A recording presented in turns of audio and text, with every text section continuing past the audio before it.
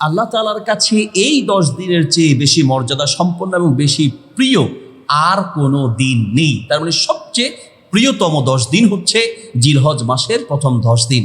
জিলহজ মাসের প্রথম 10 দিনের এত ফজিলত হওয়ার অনেকগুলো কারণের বড় কারণ হচ্ছে এই দিনে আল্লাহু আকবার আরাফার দিন রয়েছে, এর মধ্যে কুরবানি রয়েছে, এর মধ্যে সিয়াম রয়েছে, অনেকগুলো আমলের সন্নিবেশ ঘটেছে এই 10 দিনের মধ্যে। আল্লাহ সুবহানাহু ওয়া তাআলার কাছে যেই দিনগুলো খুবই গুরুত্বপূর্ণ এবং খুবই মর্যাদাপূর্ণ, সেই দিনগুলোর মধ্যে অন্যতম 10টি দিন হচ্ছে জিলহজ মাসের প্রথম 10 দিন। এই 10 দিনের ব্যাপারে আল্লাহ তাআলা আলাদাভাবে তিনি কসম করেছেন। আল্লাহ তাআলা কোনো একটি বিষয়ের কসম করার অর্থ ওই বিষয়টির মর্যাদা অন্যান্য বিষয়ের চেয়ে একটু বেশি, এজন্যই তিনি কসম করে থাকেন, গুরুত্ব বোঝানোর জন্য কসম করে থাকেন। যেমন ওয়ালাস, সময়ের কসম করেছেন, মানুষের জীবনের জন্য সময় খুবই গুরুত্বপূর্ণ, এই জন্য তিনি সময়ের কসম করেছেন। এরপরে সূরা ফাজরে তিনি ওয়াল ফাজর, ফজরের কসম করেছেন, যেহেতু ফজরের সময়টা একটি গুরুত্বপূর্ণ সময়। এরপরে ওয়ালায়ালিন আসর, 10 দিনের কসম করেছেন। মুফাসসিরগণ বলেন যেখানে 10 দিন বলতে জিলহজ মাসের প্রথম 10 দিনকে বোঝানো হয়েছে। এই 10 দিনের কসম করার কারণে যেমন এই 10 দিনের মর্যাদা রয়েছে, এছাড়াও নবী সাল্লাল্লাহু আলাইহি ওয়াসাল্লাম বলেছেন, মুসনাদে আহমদের হাদিসে রয়েছে, তিনি বলেন মা মিন আইয়ামিন আযমা ইনদাল্লাহ ওয়ালা হাব্বা। আল্লাহ তাআলার কাছে এই 10 দিনের চেয়ে বেশি মর্যাদা সম্পন্ন এবং বেশি প্রিয় আর কোনো দিন নেই। তার মানে সবচেয়ে প্রিয়তম 10 দিন হচ্ছে জিলহজ মাসের প্রথম 10 দিন। জিলহজ মাসের প্রথম 10 দিনের এত ফজিলত হওয়ার অনেকগুলো কারণের বড় কারণ হচ্ছে এই দিনে আল্লাহু আকবার আরাফার দিন রয়েছে, এর মধ্যে কুরবানি রয়েছে, এর মধ্যে সিয়াম রয়েছে, অনেকগুলো আমলের সন্নিবেশ ঘটেছে এই 10 দিনের মধ্যে। আসুন আমরা জানার চেষ্টা করি এই 10 দিনে আমরা কি কি আমল করতে পারি। 1 নম্বর বলবো যে এই 10 দিন যেহেতু আল্লাহর কাছে খুবই প্রিয়তম দিন এবং খুবই পছন্দনীয় সম্মানিত দিন, এই দিনগুলোতে সব ধরনের পাপ এবং অপরাধ থেকে মুক্ত থাকতে হবে। কোনো ধরনের একেবারে অন্য সময়ও পাপ করা যাবে না, বিশেষ করে এই 10 দিনে কোনো ধরনের জন্য কোনো গুনাহ না হয় সেদিকে সতর্ক থাকতে হবে। এবং আল্লাহর পছন্দনীয় দিন যেহেতু, সেই ক্ষেত্রে আমরা গুনাহ থেকে মুক্ত থেকে আল্লাহর কাছে বিশেষ করে আমরা তওবা করব, নিজেরা গুনাহ ছেড়ে দিব এবং গুনাহ থেকে তওবা করব।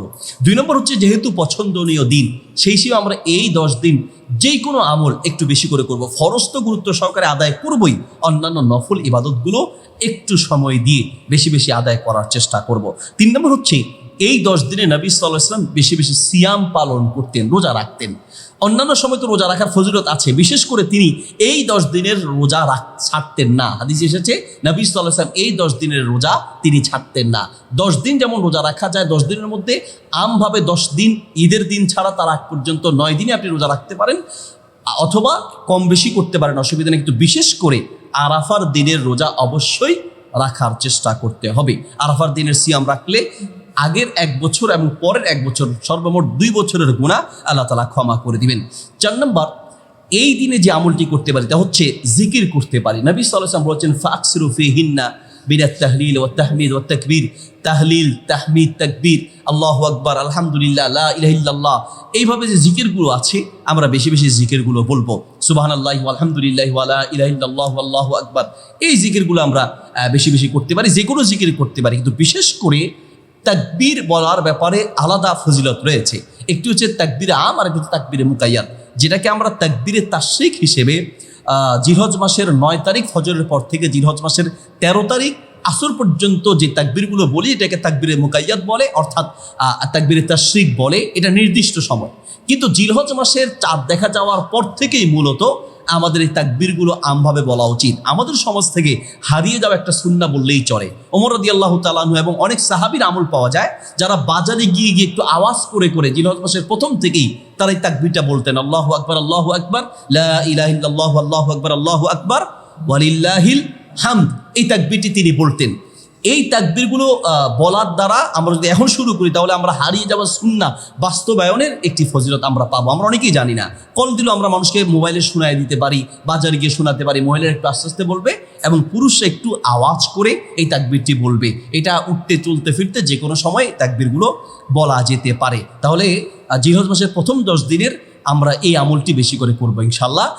মহিলারা একটু আস্তে আস্তে বলবে, আর পুরুষরা একটু জোরে জোরে বলবে, এটা নামাজের পরে পড়তে হবে এরকমটা নয়, যে কোনো সময় পড়া যেতে পারে। নামাজের পরে, ফরজ নামাজের পরে যেটা পড়তে হবে সেটা হচ্ছে 9 জিলহজ ফজরের পর থেকে 13 জিলহজ আসর পর্যন্ত ফরজ নামাজের পরে প্রত্যেকটা পুরুষ এবং মহিলা প্রত্যেকেই কমপক্ষে একবার এবং সাধারণ অবস্থায় 3 বার করে পড়বে আল্লাহু আকবার আল্লাহু আকবার, লা ইলাহা ইল্লাল্লাহু আল্লাহু আকবার আল্লাহু আকবার ওয়া লিল্লাহিল হামদ।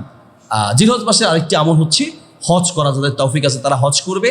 আরেকটি আমল হচ্ছে জিলহজ মাসে কোরবানি করা, যেটা জিলহজ মাসের 10 তারিখ কোরবানি করা। এই আমলগুলোর সন্নিবেশ, অনেকগুলো আমলের সন্নিবেশ ঘটেছে জিলহজ মাসের 10 তারিখে। আসুন আমরা এই 10 দিনকে গুরুত্ব দিয়ে অন্যান্য আমলের পাশাপাশি যে আমলগুলো বলেছি এই আমলগুলো বেশি করে করার চেষ্টা করি। আল্লাহ তাআলা আমাদেরকে তৌফিক দান করুন।